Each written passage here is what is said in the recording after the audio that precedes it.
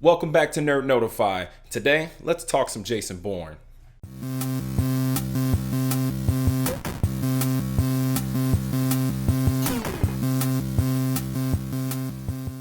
Jason Bourne is directed by Paul Greengrass, so he's coming back. We also are starring, obviously, Matt Damon, Tommy Lee Jones, and Alicia Vikander. What's interesting about this particular movie is that it's not based off of any of the novels.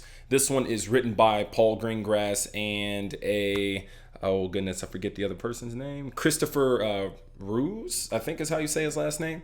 And of course, the characters are based off of Robert, Ludlum's characters. So this is the first one with Matt Damon in it that's not based off of one of the books. In this installment, Jason Bourne has been living underground and dodging the government until he's approached from someone from his past that really urges him to look into these files that uncover more about Treadstone, the program that turned him into Jason Bourne, and what it uncovers from his past. What actually follows is a bit of a revenge hunt that I really dug and I think hits most of the right beats. Let me talk about everyone's performance here, or at least the main characters that we see quite a bit. Obviously, Matt Damon is returning as Jason Bourne, and the man kills it. I love seeing Matt Damon as Jason Bourne. That's one of the first movies I actually saw of Matt Damon that just kind of made me fall in love with the guy.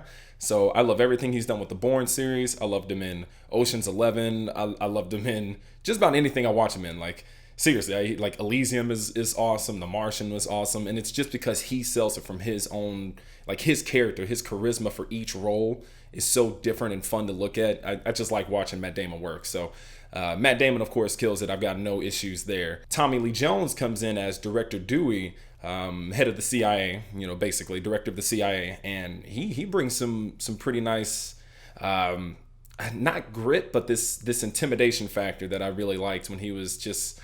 There's a sneakiness to him and a backhandedness to him that really just makes it fun to watch too. So I like Tommy Lee Jones's character. I thought he had a great performance. Alicia Vikander's character, Heather Lee, I wasn't necessarily quite fond of in the beginning. I wasn't really believing anything that she was doing for a second.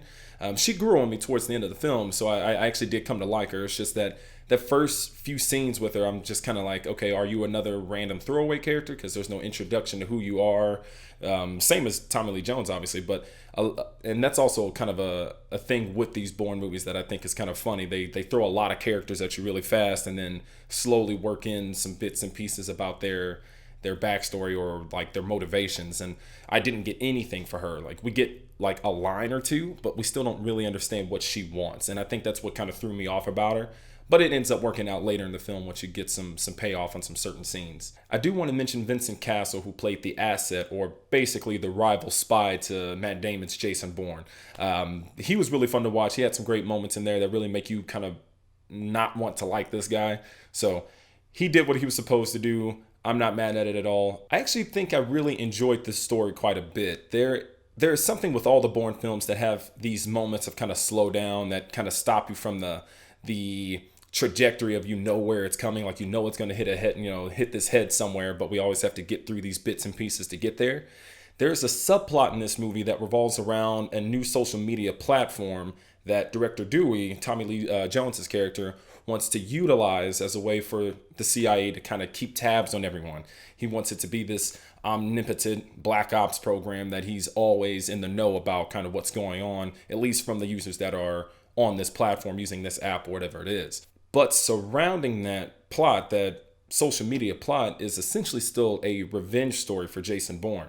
So there are some things I've seen that people aren't a big fan of this, and it draws the film down and it pulls it away from what really is a lot of fun. And the revenge part is awesome. That's definitely where the film shines, is when Jason is chasing after these secrets and really trying to figure out what happened at the beginnings of Treadstone, at the beginnings of him becoming a part of the program. So I do agree that those moments are the best. I don't see as big an issue with the social media part as I've seen from some other reviews and just people talking about it in general. It doesn't bug me that much. Maybe it's the techie guy in me where I'm always a part of this stuff or something. I feel like that's a bit more real. And I don't think it brought that much away from the movie. It didn't take me out of the plot at all. It seemed to further it for me. So I don't have a problem with it. I don't think it's the strongest part of the movie by any means, but I didn't have an issue with it. So overall, I really do think I enjoyed this movie. I definitely say go check it out in theaters for sure. It's a really great thrill ride and fun revenge just story. And if you love the conspiracy, theory and government espionage type films, you're going to have a good time. The action is phenomenal as always because Paul Greengrass and Matt Damon are just great when they, get behind the camera or get in front of a camera and just make some magic happen. So I really enjoyed watching it. The action is top notch. There's an explosive chase scene at the beginning of the movie that's kind of like, holy crap, what's about to go down? And then you start to see some things and you're already kind of like, oh yeah, I know where this is going. So check it out, please. It's worth it. I loved it. It's maybe not the best Bourne movie, but I actually might think it's my third favorite, but I'll have to rank those later once I rewatch everything again. As always, thank you so much everyone for watching. I really, really appreciate it. I have to say I'm loving this. It's starting to grow steadily, slowly, but steadily. So I love you guys. Thank you so much for watching. Please don't forget to like and subscribe and to share this with all your friends and family because it just helps me keep it going even more. So thank you really so much. Don't forget to dance it out. I'll catch you peeps on the flip side, and you've just been notified. Peace.